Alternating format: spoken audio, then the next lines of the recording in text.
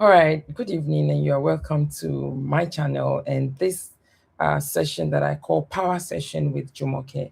And today we'll be looking at stakeholder engagement from identification to influence. That is, from identification of stakeholders to influencing them towards achieving the strategic reason for the project you are executing. Okay. So I felt I should drop this for you to know the topics we'll be covering in the month of March. We are already about to delve into stakeholder engagement. Next week, by God's grace, we'll be looking at communication scenarios PMP loves to test. Okay. And then on 16th March 2026, we'll be looking at risk thinking, proactive against reactive PMI style. And then the fourth Monday in March, which will be 23rd March 2026, we'll be looking at conflict, power, and decision making on projects. And on 30th March 2026, we'll be looking at ethics and professional responsibility as it affects project management. So please mark your calendar. If you do not see the link, just search Oki Valley Limited on YouTube and you will see live ongoing, then you join. Okay. So, what is stakeholder engagement? It's a systematic process of identifying, understanding the interests of your stakeholders and their influence, and actively involving them in a way that supports project success and value delivery. That is the reason you are engaging them. And before you can engage them, you need to know who they are. And for you to know who they are, you need to identify, put them together, categorize them. How would you be able to categorize them? You have to look at certain factors to be able to say, this is a stakeholder and it's a key or important one that I need to communicate with frequently.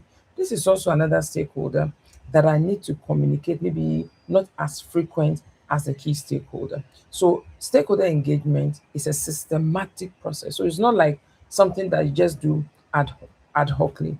It is not just communication, like you are just talking. It's more than that. It is strategic influence. And if you master this, there will be lesser conflict with your stakeholders, and the probability of delivering what the stakeholders want will be maximized, would increase because you are engaging them. They tell you their requirements. That is if it's predictive. If it's adaptive, the customer tells the product owner the value, the epic, the user story they want accomplished. So you know exactly what they want and you deliver. What PMI says about stakeholder engagement? Stakeholder engagement includes one, identifying stakeholders early and continuously. You see, at the beginning, you identify your stakeholders and then you create a stakeholder register. But it's a living document. So you don't end. You don't say, oh, we already identified stakeholders at the beginning of the project. That was 12 months ago. Because the stakeholders you identified and you categorize based on their power, influence, and interest in the course of the year or at a particular period, it may change. If, let's take for in Ghana, in 2024, a project was ongoing and I was listed as a stakeholder, but I don't really have much power, influence, or interest in the project. So I am one of the bottom uh, on the list. And then we woke up in 2025. Now we have new government. And you woke up, Jumoke has been appointed as MD of maybe one of the public sector. If the project has to do with the public sector, automatically I will no longer be at the bottom of the list. If I'm not number one, I will be part of the key stakeholders. Why? Because my status has changed. So that is why we say that the stakeholder register is a living document. So periodically you are checking, you are reassessing the stakeholders you assessed earlier. Maybe something has changed. So that's the first one, identification of stakeholders, and you should do it early and do it continuously. Secondly, the second point, analyzing their power, their interest, their influence, and expectations. How would you analyze this, especially the expectations, if you don't talk to them, if you do not engage them?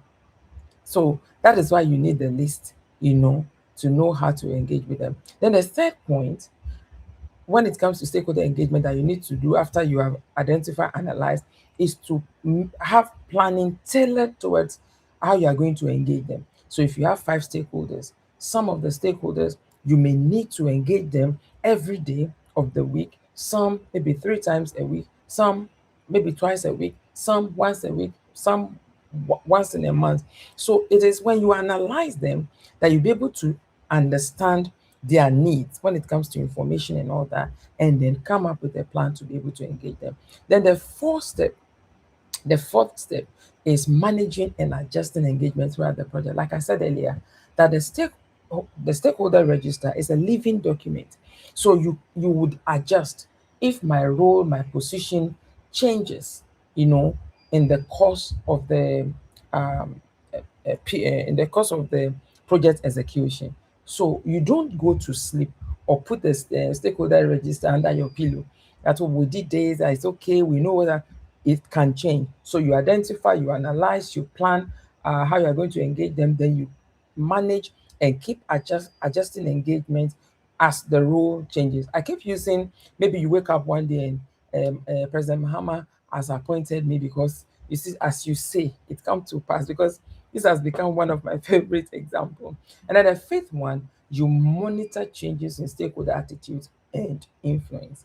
It is important. You want stakeholders that would have positive attitude and as well as positive influence on your project.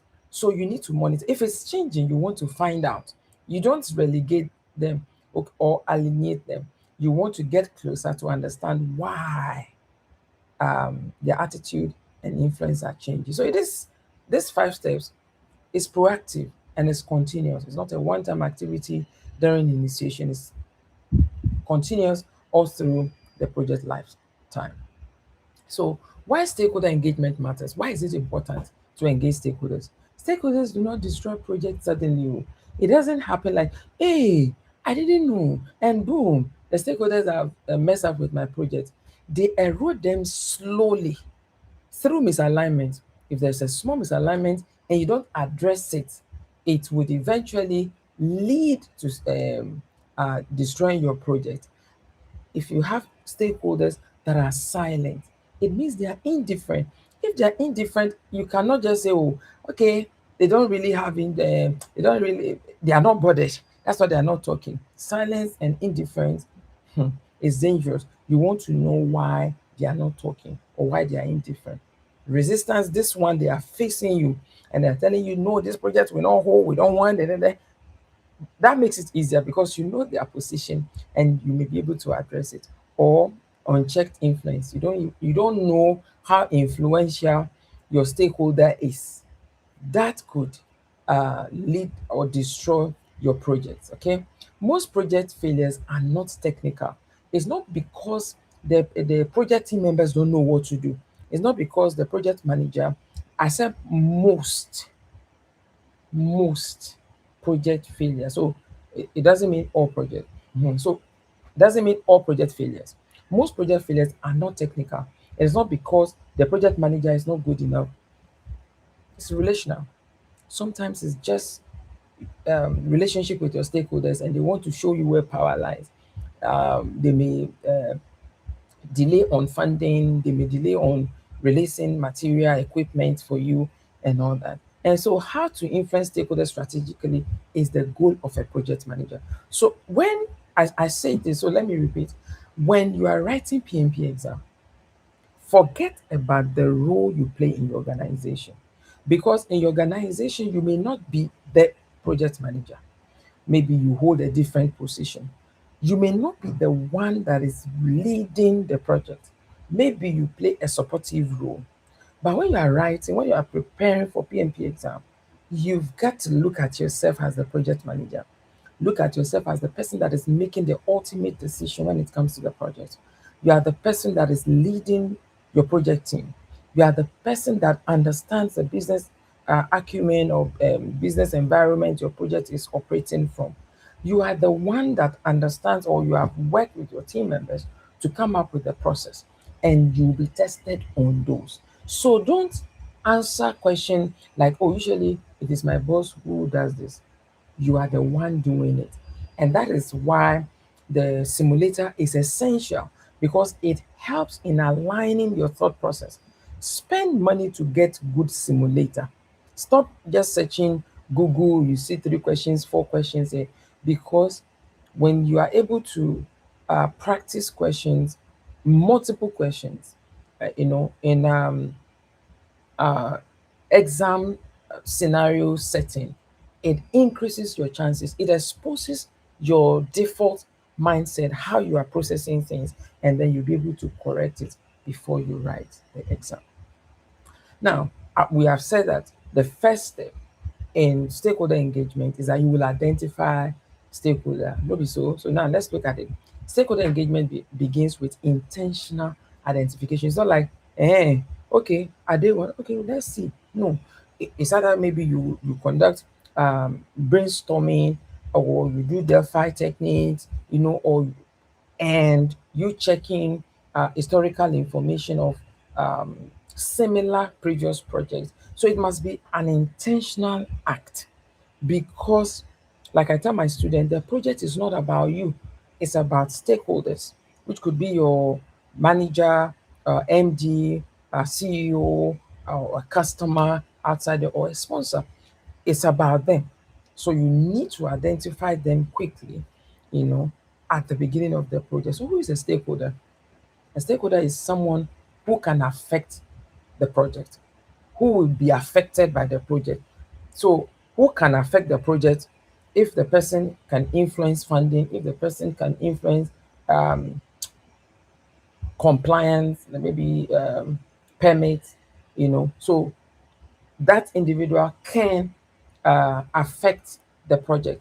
Now, who will be affected by the project? If you came to my community to build school, and the school, I would have to give portion of my farmland to you, it means the project will affect me, will be affected by it. Or you are coming to build school, my children will go to the school, I'll be affected by the project. This affected may not be positive, it could be negative. Uh-huh. So, who has formal authority, to approve project? It's a stakeholder. Who has informal influence? Some people, it's like you are going somewhere, you are passing in front of a house, and someone is just there and taking fresh air, and the person says, "Where are you going?" That's not the person you are going to see. Where are you going? Say, "I'm going down there." Don't go there. I just saw some people on motorbike. They may attack you. This person has an informal influence. So you can consider that person as a stakeholder of whatever you want to do there. So as stakeholders can be defined as individual, group of people, organization, community that may have influence or effect on projects, and the project may have impact on them positively or negatively. So you can use stakeholder register. When you identify your stakeholders, you you document them in your stakeholder register. So it's like risk. When you identify risk, you come up with a register, risk register. So in this register, you also analyze your stakeholders, and you can analyze your stakeholders by looking at the power they have, the influence they have, the power they have as in releasing money, the influence they have that no, we are not giving you this land or this permit, you know in the risk register. The stakeholder register is a public document, so you should be advised on how you um, populate it. And you can also assess your stakeholders through power and interest grid, where you have power on the vertical axis and then you have interest on the horizontal axis. So as you move up, it means the power is increasing. So, and as you move towards the right, the interest or influence is increasing. So, and then you have these four quadrants. Remember the four quadrants: monitor closely, observe, and all that. So, it's because you've conducted this power interest or power influence grid that you'll be able to do that. Then we have salience model that people hardly explain what salience model is. It has three attributes: power, legitimacy, and agency. In you using it to assess your stakeholders. So you have power, you have legitimacy. So I'm using P for power, I'm using L for legitimacy, I'm using U for agency. Forgive my drawing. It was a last minute thing I decided to include. So if I hope you remember your maths in school. We have what we call Venn diagram. And so these are standalone circle, but then they intersect. So if you look at P and L, it intersects here. And you look at P and U, it intersects here. You look at L and U, it intersects here. And then you look at this, the three circles intersect, they have meaning. So if a P alone, U alone, L alone, as in power alone, if you have a stakeholder that has only power as its attributes, or has only urgency as its attributes, or legitimacy as its attributes, they are latent. They are latent stakeholders. You observe them. Okay. Then, if this where um, power intersect with legitimacy, I put two there because now you have two. And then those are called dominant um, stakeholders. They have the legitimacy and they have power, you know, more authority. Then you look at power and urgency if they intersect. So you have a stakeholder that has power and also has urgency attributes. They are dangerous because it's like if you need permit and they have power and they are not giving releasing the permit, there's no compliance, the project cannot be executed. And then you have legitimacy and urgency, they are dependent. So if you have stakeholders that have these two attributes, they are dependent. And then they are expectant. If you have two of these attributes, if a stakeholder has these two attributes, then they are expectant. It is more than latent. You may have to pay more attention to them. But the one that you really need to pay serious attention to is the one here that has all the three attributes definitive. So it's like you assessing your stakeholders with power, influence, interest, and then you categorize them into key stakeholders, other stakeholders. You can also use this in categorizing your stakeholders. Please note, low power does not mean low impact. A stakeholder may have low power but may have high impact. Ignore stakeholders become future risk. Some stakeholders, because you ignore them, they may want to show you where power lies. So don't ignore any stakeholder. That's why you need to itemize all the stakeholders, and then you put them in categories based on your analysis, and you continuously check because sometimes they do change. Now, I have this tip: identify, update stakeholder register, reassess influence, because influence do change. Like the example I gave, that you woke up and then I'm MD or something, my influence automatically changes. So we are done with identifying stakeholders. Now let's look at analysis and alignment. Ask yourself, what is their current engagement level? Your stakeholders, each of them, what is their current engagement level? What is the desired level of your stakeholders? Because this is analysis, analyzing your stakeholder. What are their expectations? Because sometimes, even I do tell HR this when I go for organizational training. I say, listen to your employees or your staff. It doesn't mean listening to them, you will do everything they are saying. But I've even gone far, your children, because I say your home is the natural uh, project team that God has given you. You cannot meet all the needs of your kids. If your child came to you and said, Daddy, mommy, buy helicopter. Can you buy helicopter? You can't buy helicopter.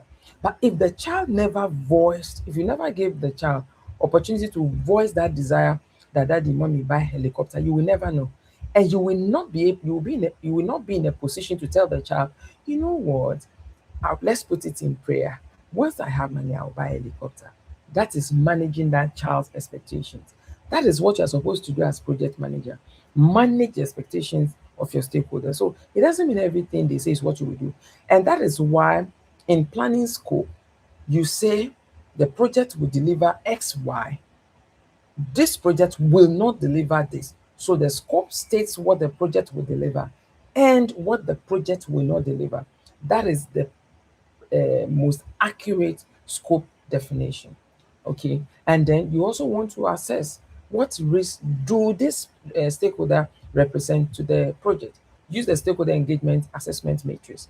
And the stakeholder engagement assessment matrix is where you have some stakeholder, they are unaware of about the project, the benefit of the project, or they are resistant. People will just say no, we don't want. I've gone to a community to conduct research. They dug borehole for them, and they said they don't want the borehole. They would rather drink from the river. And when you're approaching the river, it is stinking because they rear cows and the cows go to the same river, they drink, they they do their droppings and everything, and they are falling sick. But they say what they want is hospital. So you can see that they started building a structure for hospital. And I was thinking, it is this water that is making you fall sick. They claim the borehole is not sweet, it's salty. They and because they wanted to present their dissatisfaction that nobody consulted them, they refuse to drink from the water. They are drinking from the river. They keep falling sick, and so that can also happen on your project. Resistance and communication can actually help you overcome this. Neutral, they are indifferent. Neutral is actually very different. Sorry, very, very dangerous when you have stakeholders that are neutral. It's actually nothing that is neutral. It's just that they don't want to express where they fault, you know. But your goal is to try to move your stakeholders to supportive and leading engagement level. So your job as a project manager, and whilst you are answering questions, you have to be thinking like this. You move stakeholders towards supportive or leading level. Engagement levels shift. Sometimes if you start, it's like if you are not busy, let's say your boss has not given you any task, you will have time, you will watch football, you will engage with people. But as you become busy, more busy, your engagement level with your friend, they will say, no, we don't even see you anymore. That's how the engagement level can shift for your stakeholders too. Neutral can be dangerous, like I said. Tailor strategy to stakeholder. Don't have one strategy for all identified stakeholders. That is why you need to engage your stakeholders. You need to talk to them. You need to listen to them. Sometimes it is by listening that you get to understand your stakeholders. It's not by you talking. Just listen to them. This one, we like a lot of information in his report. This one, we just like something like mathematical expression. Yeah. And then resistance requires conversation, not confrontation. Let me tell you, I'm the project manager. I've been doing this for years. It doesn't need to, the stakeholder doesn't need to do that. It's you meeting that stakeholder and understanding why they feel how they feel. So engagement is a strategy, not a reaction. It's like responding and reacting. I tell people there are two different things. When you respond, you've had time to think about your action.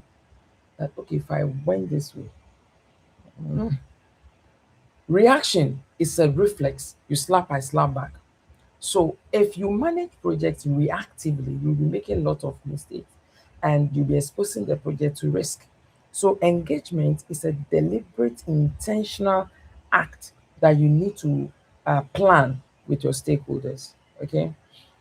And so this is how you're supposed to be thinking when you are answering questions. Remember, I said when you are preparing for PMP or you are answering questions, you are answering as a project manager, not I don't lead project, So you are answering like someone that knows I lead people, I manage process, I have business acumen, you know.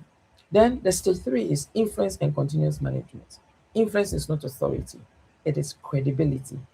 When your stakeholders see you as a credible a leader that can clarify things, that shows empathy and is consistent, you'll be able to influence.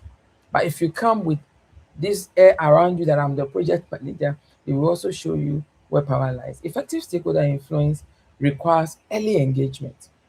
Early engagement. You see, I tell people if you're managing a project and there is problem, don't hide it in your updates.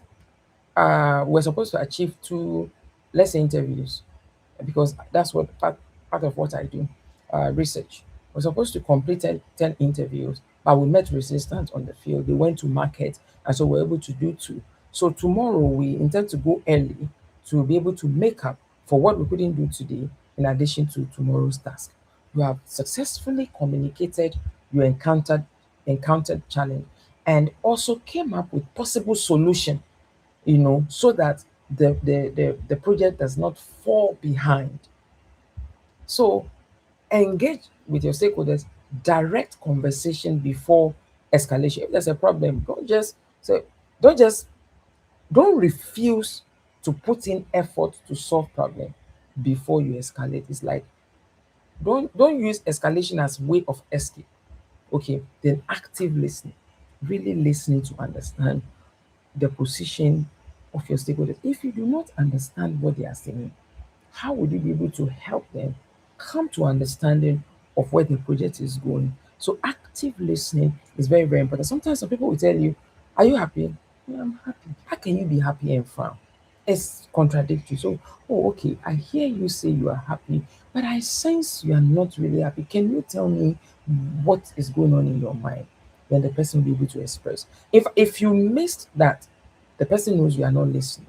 So active listening, where you are listening, you are observing gestures, you are paying attention to tone, you are paying attention to eye contact and all that. Then managing expectations continuously, because you are constantly in communication with the stakeholders. You get to know their expectations and managing expectation doesn't mean you are giving them everything they are asking. That's not what it means. It simply means that you are listening to them, and the expectations that you can meet, you are meeting, and those that you cannot meet, you are explaining why they cannot be met. The monitoring shifts in power and interest. I've said it, like my example. If we woke up tomorrow and President Mahama has appointed, my power, my interest would also change, and that would affect how you are going to engage with your stakeholders. So in agile or in adaptive, during sprint reviews, what are you doing? You are presenting prototype to your customer and the product owner, and then they get to say, "Okay, I asked you to do this. Oh, this is how it looks. Oh, I see. All right. Okay, why don't we change it this way?" And then whatever they say change goes into the product backlog. And once the review is over, the product owner and the customer prioritizes the product backlog again. And then from there, the team pick what they are going to work on, and then they work in their iteration based on their velocity and the story point they are able to complete in an iteration. Right. So sprint reviews is also opportunity for feedback, product demonstrations, which happen during sprint reviews, feedback loops. The customer is always giving feedback, and the feedback can actually constitute change request, and change is handled in adaptive settings through the product backlog. It's put there and then later prioritize. Then close collaboration with product owner. You cannot, as a scrum master in your team, work independent of the product owner, because product owner is also called the voice of the customer, and is also referred to as the person responsible for value creation for the adaptive project. So you cannot work without the product owner. For PMP pattern recognition, when it comes to exam, if the question involves public criticism, please reassess engagement strategy. Don't just, like Nigerians will say, gas boost. Don't do gas boost. Reassess engagement strategy. If resistance is spreading, engage directly. Engage with that person that is resisting before you escalate. And if there is executive pressure that they are trying to ask you to add something, do it, because I'm the key stakeholder. Clarify governance obligations. Okay. So you look for options that address these points that I've given. All right. Now, PMP exam mindset. I'm currently um, doing an PMP mindset quotes, and I want to do it for 180 days. Today is the 20th day. So please, you can. I'm also thinking of compiling them so that when I'm done with the 180, please pay attention to that as well. Because one of the reasons people fail PMP is the mindset. People struggle.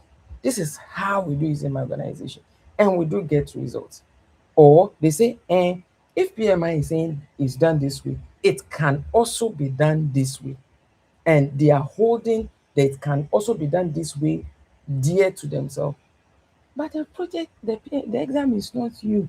You're not the one responsible for the exam. You're not the one that will score you the exam. So why are you holding on yours? You understand what I'm saying? So PMP exam mindset. On the PMP exam, stakeholder engagement is tested as a leadership responsibility. It's your responsibility to engage stakeholder, a risk reduction mechanism. When your stakeholders are properly handled, managed, the risk that is associated with stakeholders reduces. It's also a governance alignment tool, as well as a value protection strategy. If you want to achieve the value the project is to deliver, you pay attention to your stakeholders. If a stakeholder issue appears in a question, PMI logic is one, identify or reassess the stakeholder. Is it a key stakeholder or not? Analyze their influence and expectations, because knowing their influence and expectations will tell you if they are key stakeholders or not as well. Update the stakeholder engagement strategy.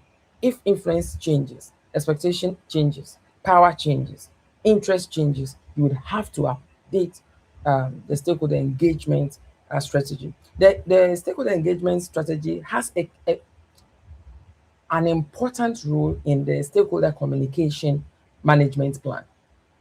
The communication management plan expresses how the stakeholders will be engaged, communicated with, based on the engagement level and the from the analysis of the stakeholder engagement. All right. Then engage directly before escalating.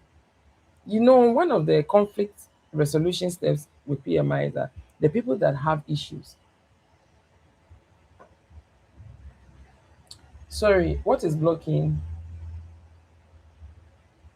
um, One of the ways, or the main way to resolve conflict, is that the people involved in conflict should first address the conflict.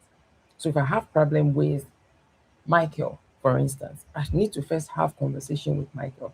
Michael, you did this and it made me feel this way. If I did not talk to Michael and then boom, I went to Ya and say, Yeah, do you know what Michael has done? It's okay, so Jumoke's dictionary, I call it gossip. You are not trying to solve the problem. The same with you as a project manager. If there's a problem, engage the stakeholder first. If you're unable to engage the stakeholder, or if the stakeholder is proving difficult in ways that you've attempted to um, uh, engage the stakeholder, then you can ask for support or yes assistance. But if boom, the first thing, your default setting is to escalate, then it becomes problem.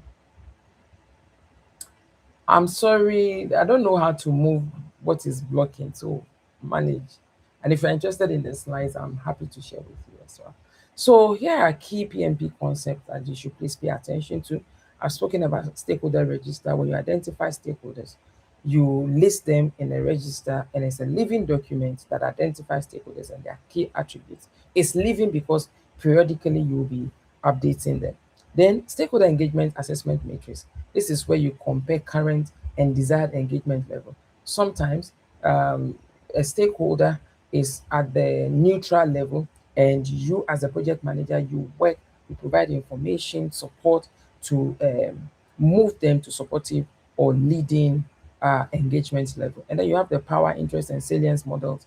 I've explained the salience model. I've also explained power and interest, where you assess each of the stakeholders. What power do they have? What influence do they have? And you present this in two grid or three dimensional uh, report. Okay. And then continuous monitoring. This you do everything you do on project. You have to periodically do that all through the project. You don't say, "Oh, we did a risk assessment last year, or we identified stakeholders last year, and that is it." So it's a continuous thing. Now, PMI style principles says engage early, identify your stakeholders early, tailor communication, don't have the same style of communication for every stakeholder. Address resistance directly. Don't think by ignoring resistance it will go away. Collaborate over confront. Instead of trying to prove that you are right, collaborate to get it done. Escalate only after engagement attempt fails. Now, what stakeholder engagement is not in PMP? Sending mass email is not stakeholder engagement. Escalating immediately to sponsor it's not stakeholder engagement. Ignoring low power stakeholders that you don't have any power, I don't need to pay attention to you, is not stakeholder engagement. Changing scope without stakeholder analysis is not engagement. Managing only important stakeholders and ignoring others is not engagement. In agile context, stakeholder engagement includes frequent reviews, especially at the end of an iteration, product demonstrations, backlog refinement with stakeholder input. If the product owner cannot even refine the backlog without the input of the customer, and then continuous feedback loops that make sure that that gives opportunity to the customer, who's a stakeholder now, to be able to tell the product owner what they want in the project. Then the product owner plays a central engagement role, between the project team and customer. Stakeholder engagement strategic view. Stakeholder engagement is not a soft skill. So it's not a soft skill. It's a strategic risk management, because you want to ensure that your stakeholders are on the same page with you, or you are on the same page with them. All right. When you do it well, it reduces project risk, it prevents scope volatility, it protects reputation, it safeguards value delivery. I mean, you can predict success, that the project is going to be successful. From identification to influence, your responsibility is alignment, aligning the stakeholders to what the project is to deliver. And that's your responsibility as a manager. Speed without alignment destroys value. It's like you are supposed to go with this. You left, then they call you back, then you came. That is if you have speed, but you lack alignment. Okay. Deep competence in stakeholder engagement will separate project administrators from project leaders. There's difference between project leaders and project administrators. There's also a difference between project managers and project leaders. You should aspire to become project leaders. If you are a project leader, you don't only manage projects, you are mindful of strategy and the positioning of your organization and the value creation. So, this is where we get to the question. I have 7 questions today, unlike previous times that I had 5. So, I'm clapping for myself for giving you 5 questions. And as we do it, I will share the question and give you few seconds to drop the answers in the chat. And those of you that are on YouTube and those that are on TikTok to drop, then I would review the answer. And if you have questions, we would address. So, first question. Midway through execution, a senior government regulator publicly criticizes the project's environmental compliance approach. The regulator was identified early but classified as low influence at the time. What should the project manager do first? A. Escalate to the sponsor immediately. B. Reassess stakeholder influence and update the stakeholder engagement strategy. C. Issue a public clarification statement. And D. Submit a change request to modify environmental deliverables. So let's have your answers.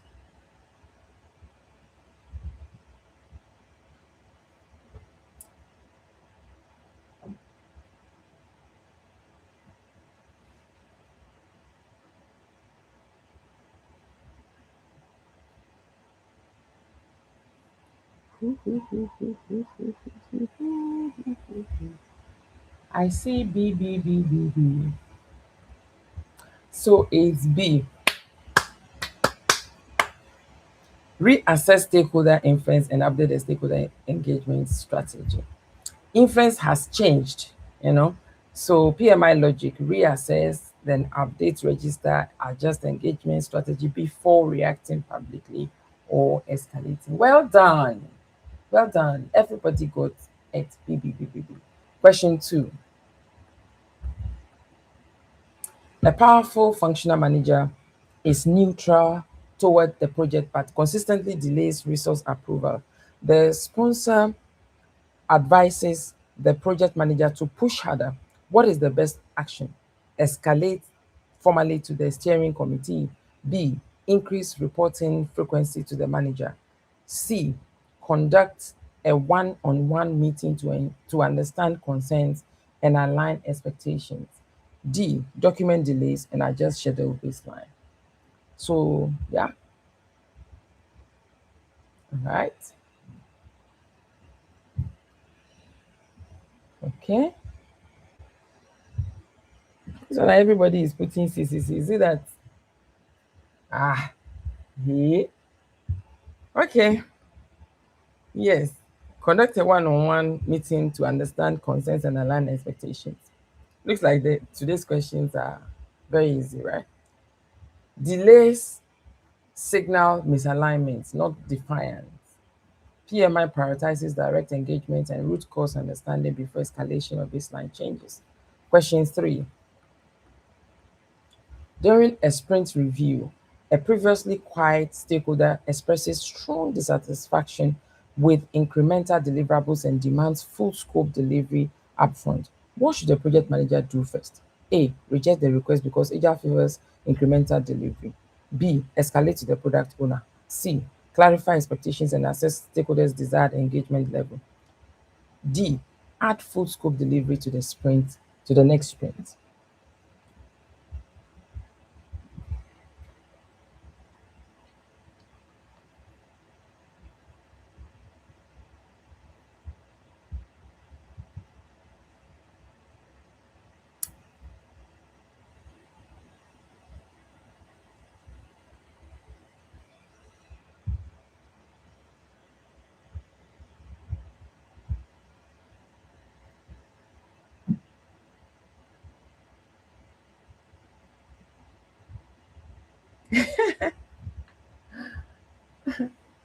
All right. So during a sprint review, a previously quiet stakeholder expresses strong dissatisfaction with incremental deliverables and demands full scope delivery upfront.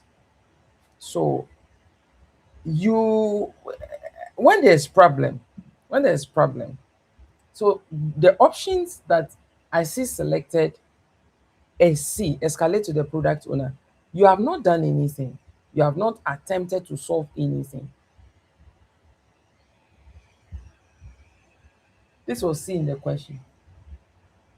Oh. Then the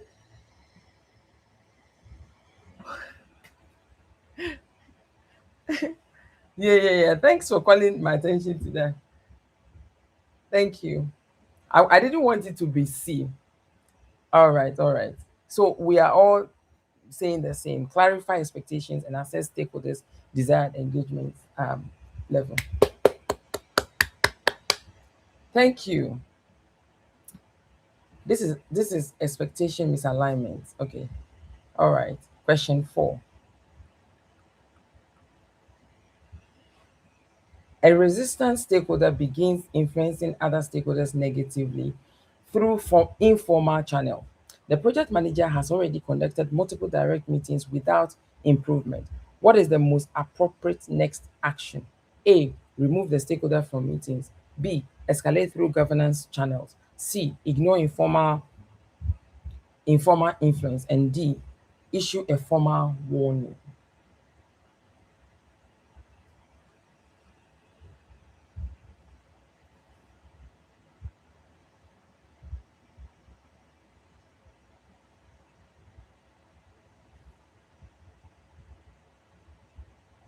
Okay. Looks like today's questions are Evans Kumadu. Okay. Question 5. A high power stakeholder requests exclusion of a low power community group from consultation series to avoid delays. What should the project manager do? A. Comply to maintain sponsor satisfaction. B. Remove the group and document decision. C. Escalate immediately to legal counsel. D. Reassess stakeholder legitimacy and explain governance requirements. Question 5.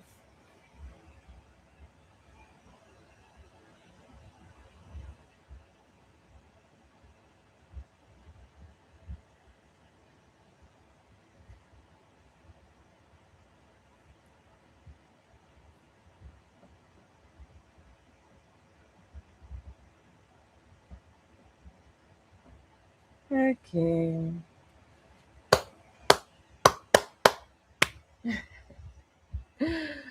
All right. Question 6.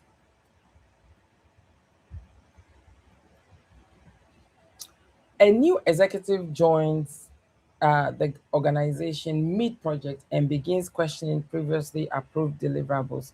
The executive was not listed in the stakeholder register but now has significant influence. What two actions should the project manager take first? One, or sorry, A, update the stakeholder register. B, escalate to the sponsor. C, revalidate project scope statement, baseline. D, assess the executive's level of influence and engagement expectations.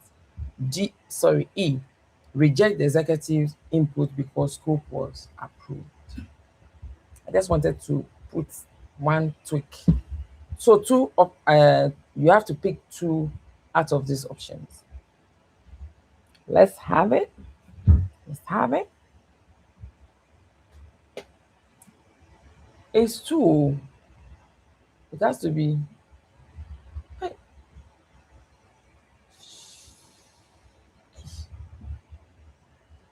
Why? You people, did we set the questions together?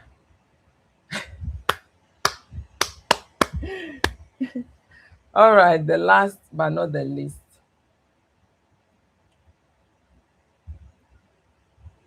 A high power stakeholder is resistant and actively discouraging team members during meetings. The project manager has not yet engaged this stakeholder individually.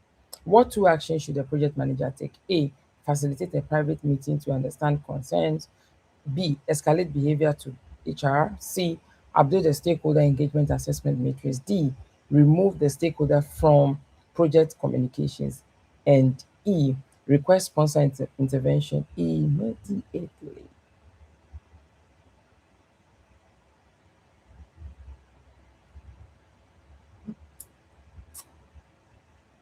I suspect Aju. Aju, are you into training?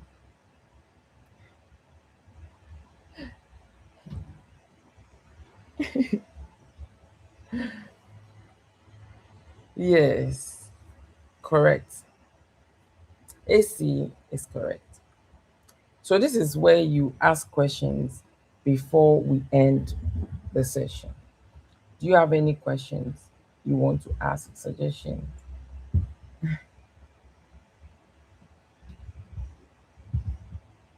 Mm? We've come to the end. I'm done with today's presentation. Do you have any question you want to ask before I call it a day?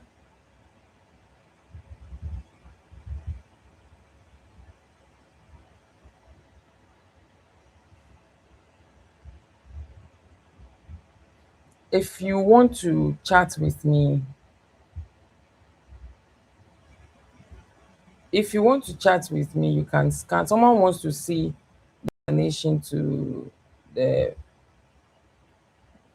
fifth question. Kezia,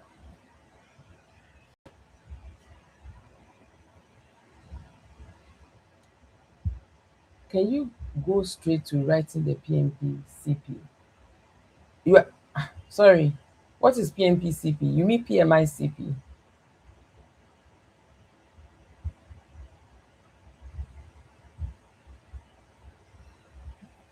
Um, so the person that wants to see the explanation to the answer to question 5, I hope you have seen that. For the person that is interested in the slides, please scan this and send me. Um, it will it's my WhatsApp. So send me your email address so that I can share the slides with you. I'm happy to do that. We are getting PMP mindset gradually. Yeah, construction. Yes, we have training ongoing for construction professional. You want me to do same for what I'm doing for PMP for construction professional? I can do that, but I have not. Uh, I have to plan it. That maybe this week will be for PMP, next week will be for CP. Yeah, it's going to be a bad idea. Amen. Thank you. Eno Ibrahima. Yes. So yes, I'm receiving messages already about. Sorry,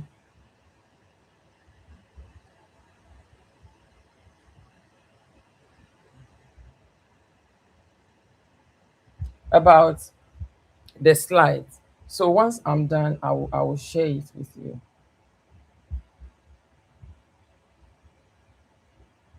Most welcome. God bless you too. Okay, so are you done with the scanning for? Thanks, Laura. Macab. Yes. Please follow this YouTube. Comment, like. You were 34, so and I see only 3 likes. Just tap, comment, share, refer people to the page, and my all-time video now is the one that is on mindset. In fact, there are two, PMP mindset and situation questions, our PMI set questions. So it's important you understand that if you are preparing for exam, please watch those two videos before you start practicing questions. And we also have our simulator. Please, how much does ACP exam cost? Oh, I don't have it offhand. I think I don't have it, but I think when there's something for member of PMI local chapters in Africa. But I can always check that. You can ask me in WhatsApp and I'll share that with you. But please write the exam. You can do it. All the people passing the exam, they have one head like you. You can do it. All you need is to dedicate at least 2 weeks of practicing questions and reviewing your attempt, and you are good to go. So, see you next week, Monday, by God's grace. Bye bye.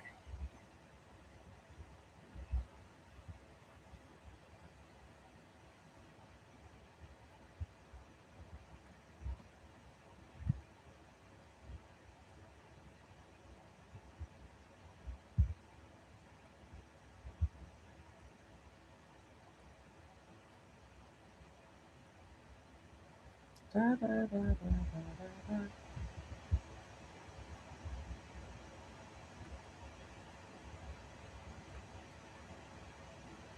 I was supposed to post this session.